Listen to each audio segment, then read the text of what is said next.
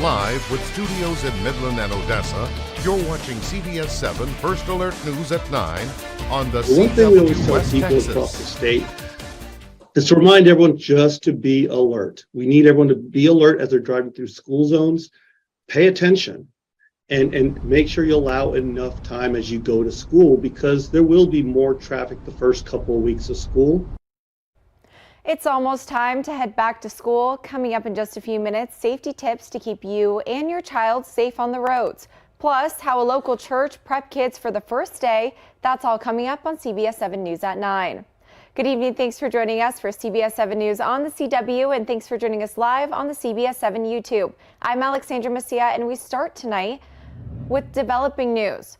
Earlier this afternoon, a landfill in Martin County caught fire. Martin County Sheriff Brad Ingram says it appears to be in an area away from trash and contained old wood and pallets. As of now, the fire is still burning, but no one has been hurt, and fire crews are letting the fire burn itself out. And it's time to take a look at weather. Chief Meteorologist Tom Teefer is here to tell us what we can expect. Tom? Well, I've got some good news out there. Let's take a look at these rainfall amounts today. The mountain area. Picking up 0.3 of an inch of rain in Marfa and Alpine. That had cooled the temperatures off quite a bit as temperatures got up into the low 90s before things really cooled off into the 70s. We did reach triple digits out at the Miller National Air and Spaceport, 102 in Big Spring and 101 in Fort Stockton and Pecos. Currently, we're seeing most of the scattered shower, thunder shower activity really starting to wind down, except down here in Brewster County.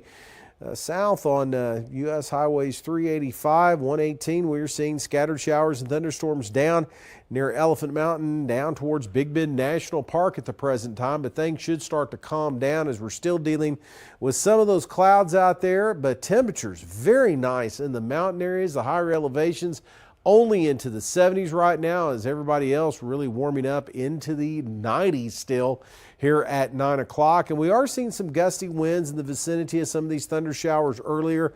Gusts to 20 right now at Guadalupe Pass. Now more of the same is on the way as the triple digits continue in our forecast. But isolated showers and thunderstorms, well, they're going to show up once again west of the Pecos River tomorrow afternoon.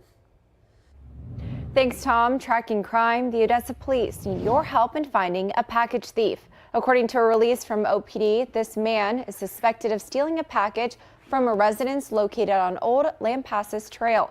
Anyone who recognizes the man you see here or his vehicle shown in the surveillance footage is encouraged to contact Odessa Police or Odessa Crime Stoppers at 432-333-TIPS.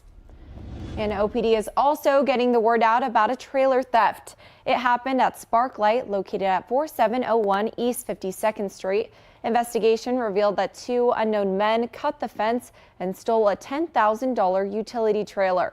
The suspects were in a red Ford Ranger with no tailgate. Anyone who recognizes the suspects or vehicles shown in the surveillance footage is encouraged to contact Odessa Police or Odessa Crime Stoppers. Summer 2023 is coming to an end. As we hit the gas pedal on education, it's also time to hit the brakes on the roads.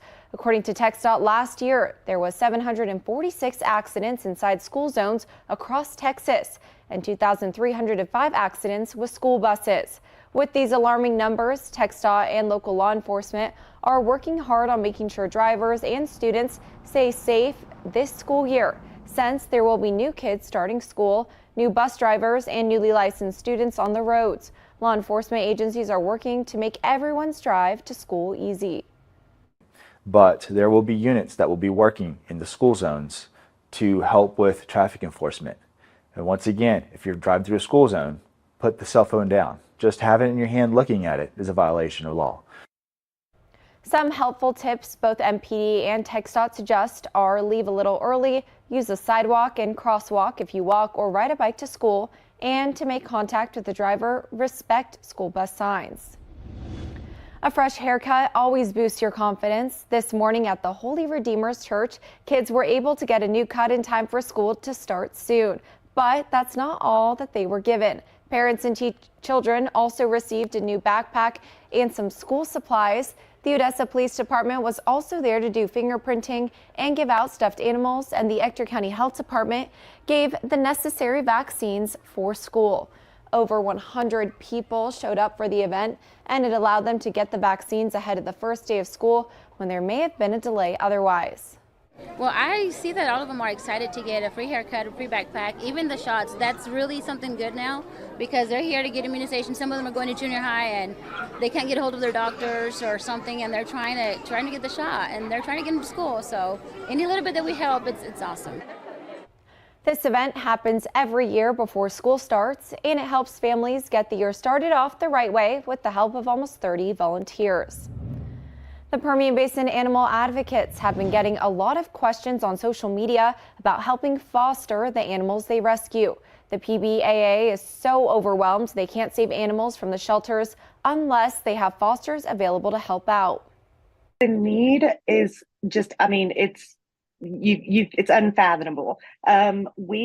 The only reason that we're allowed to take in the animals that we take in is because of foster homes. Permian Basin animal advocates and other organizations in the Permian Basin are in major need of fosters to help with the overwhelming animal population. If we get a foster, then we will literally pull a dog from the shelter that same day. The PBAA has been receiving a lot of questions in regards to fostering. Everybody seems to think that, they're going to pick up a dog and it's going to cost them a lot of money and they're going to have to pay for vetting and stuff. So one thing that we do want everyone to know is that we take care of all of the vetting. President of the PBAA, Kelsey Hughes, says they have a group of about 25 to 35 fosters at any given time working closely together. If you're out of town, we can get your foster into a temporary foster. That being said, we need temporary fosters. So even people that can only foster for a weekend, that helps us more than anyone could imagine. You can foster a dog or cat whether or not you're a pet owner already. You only need a few references, your location, and information on any animals you may own. The timeline on how long you foster depends on your availability. We call it musical fosters, and we can swap around. So if you feel like the dog that you have is getting too comfortable in your home, we can swap with someone. There is a community of organizations in need of fosters. Their policies do differ. I would just recommend even just reaching out to different rescues and asking, what's kind of your rules, and then asking another person, well, what's your rules, and kind of just picking the best rescue that fits for you. You can go to the PBAA website and Facebook page to fill out their foster application form or ask any questions to find a dog or cat that best fits your needs. Midland County Commissioners approved sale tax rebates to Hodges Development Bass Pro Shops today. According to County Judge Terry Johnson, commissioners already approved Bass Pro Shops will receive property tax abatements for 10 years, but today they also received 50% sales tax rebates for 10 years. Johnson says Bass Pro Shops is looking at building a 100,000 square foot building that would be roughly the same size of the San Antonio property. In a statement, Johnson says it's clear that if Midland doesn't use the economic development tools we have, we will lose this project and many others to communities that are more ambitious and aggressive in their business recruitment. To see his full statement, go to CBS7.com. Now for a story that's only on CBS7. A family-owned business in Odessa grieved the loss of their youngest daughter last year and is now turning that sadness into fuel to continue her legacy and help others like her. Janice Cazares Villa was only 2 years old when she died from a rheumatoid cancer. Simply Polished opened in 2011 and was originally a jewelry store, but after having a premature baby, Denise made the decision to start selling preemie baby clothes. Then Janice died in 2022. Denise wanted to quit and leave the clothes business. Instead, she's using her business to make sure her daughter's legacy lives on. But now I use it to cope with everything that we went through. She was here as a newborn, and it was just hard for me to step away, and now I use it to cope, and I use it as a hobby to kind of keep my mind busy. Denise says they plan to help families and kids suffering with diseases like the one that Janice went through by starting a foundation in her daughter's name. Whether it's raffling, whether it's, using it as a donation spot to drop off things that we give back everything to the hospital and to Ronald McDonald. Denise says they are always looking for ways to help the community, and if you want to get in contact with Simply Posh, visit our website at CBS7.com. Now for a look at today's top headlines shown here in real time with real viewers on CBS7.com. See all these stories and more by downloading our app or visiting our website at CBS7.com. And still ahead, despite legal issues, Donald Trump hit the campaign trail this weekend. The latest on the current frontrunner's presidential race, next on CBS 7 News at 9.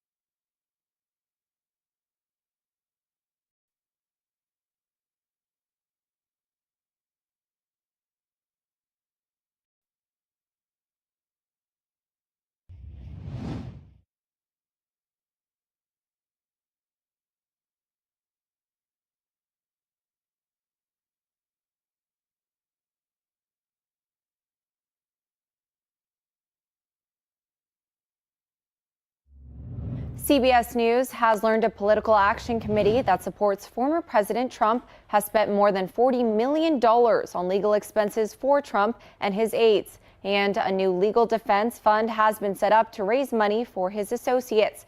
The Republican presidential candidate has several legal battles going on, but as CBS's Skylar Henry reports, Trump is still the frontrunner to win the GOP nomination. Trump, who faces more than 3 dozen charges in this case and is in the middle of several other legal battles, rallied in Pennsylvania over the weekend. And while his supporters showing no signs of wavering, Trump's challengers are hoping voters begin to see his legal issues as a liability. We need to be focusing on using our energy, on resources, on defeating Biden and the Democrats. We can't keep living with indictments and court cases and vengeance of the past. We've got to start going forward. Trump has 5 separate trials scheduled between October and next May, which overlaps with the majority of the Republican primary schedule. Well, after seeing 3/10 of an inch of rain in the mountain areas today, could more be in the forecast? We'll talk about that and the ever-present heat coming up next.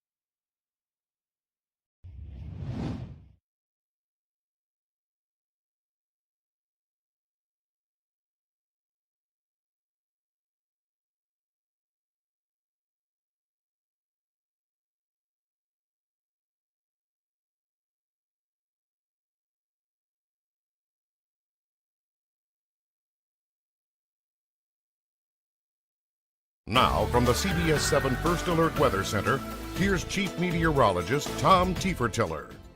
Well, again, the International Space Station is going to be visible here in about an hour. Here are the particulars on that as it does move across the West Texas skies. It's been a little while we've seen a decent show out of this, but it's going to start off in the northwest and move down to the south-southwest about 10:24 this evening. Again, it was looking like things were going to be okay, but those showers and thunderstorms to our west that are dying down left a lot of clouds out there.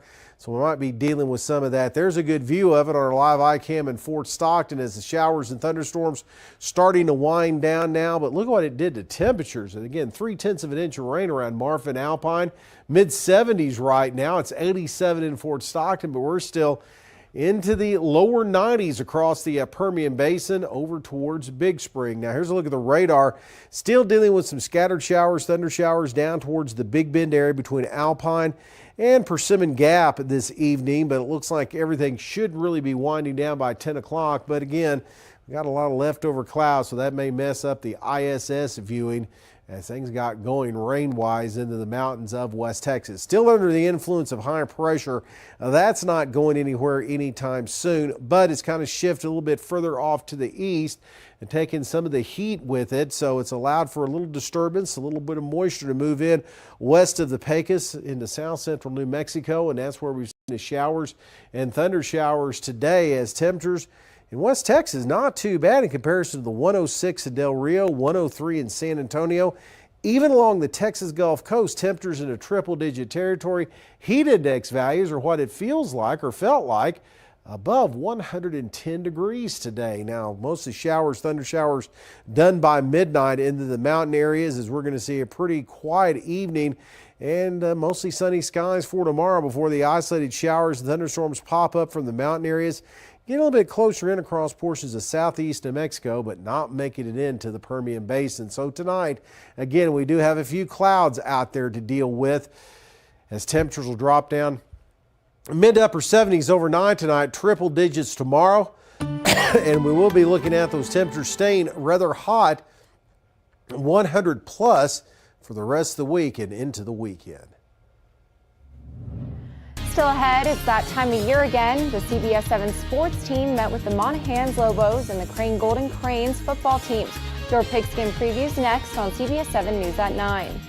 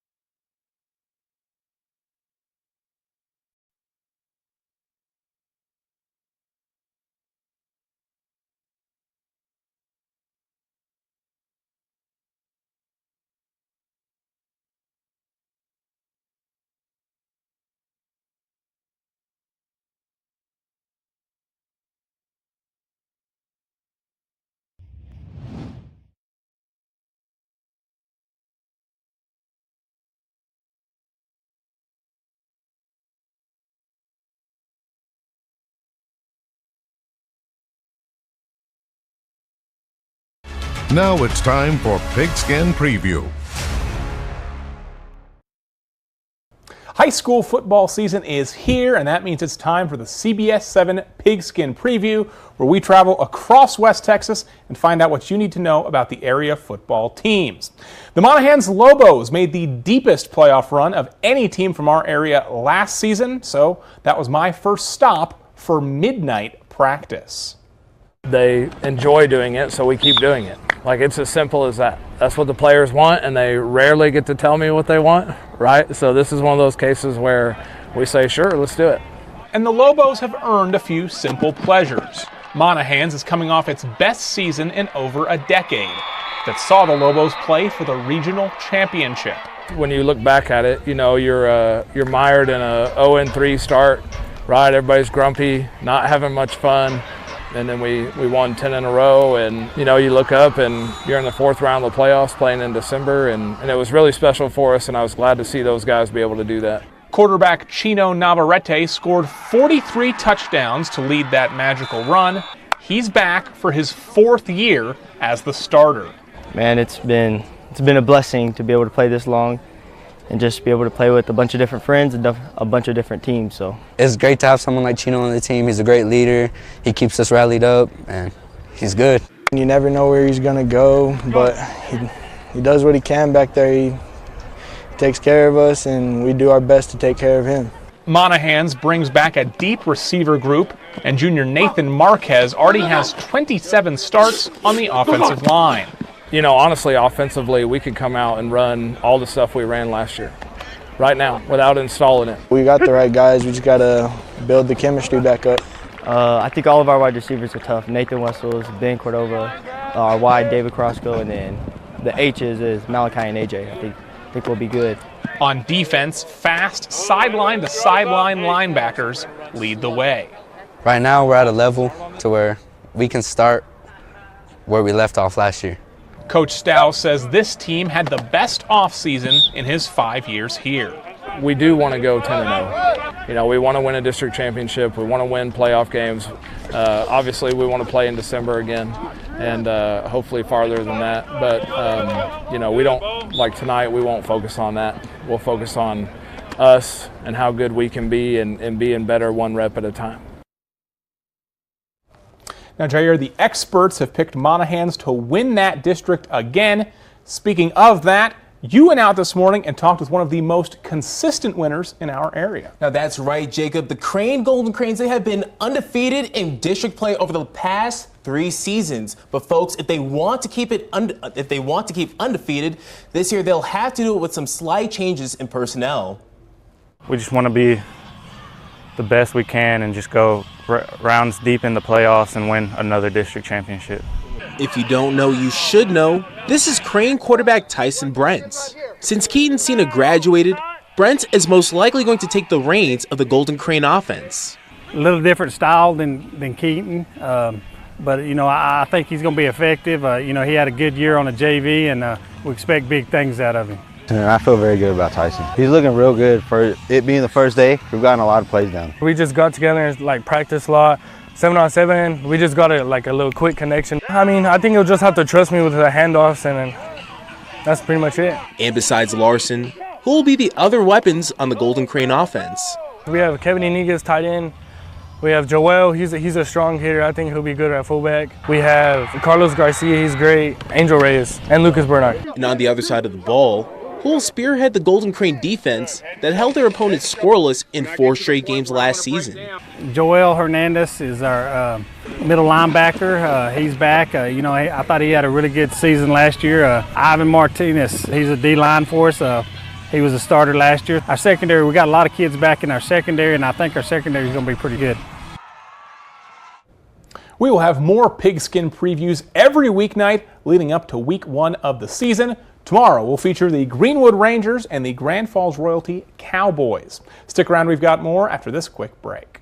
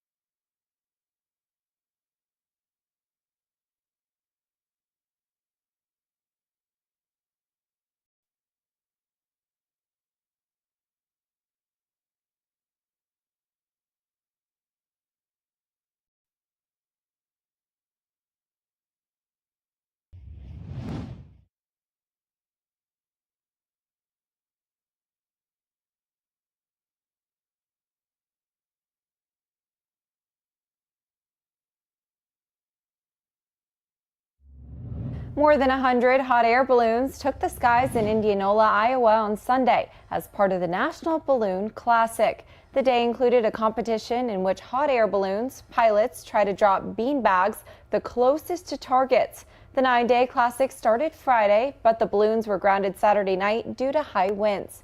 There are multiple hot air balloon flights scheduled each day throughout this Saturday, all weather permitting. Tom, what a beautiful sight to look up and see. Yeah, those. and they have that one in New Mexico in Albuquerque that's also coming up a little bit later this year, and it's always a beautiful scene, seeing all those balloons take flight first thing in the morning, just like what they've got going on right now in Iowa. For us, well, we've got plenty of good skies for it. Things are hot, mainly dry. The mountain areas might see a few more isolated showers and thunderstorms like they did today, but for the rest of us, though, it's pretty dry and hot the rest of this week. Thanks for watching CBS 7 First Alert News. I'm MSW. We have more news coming up tonight on CBS 7 News at 10.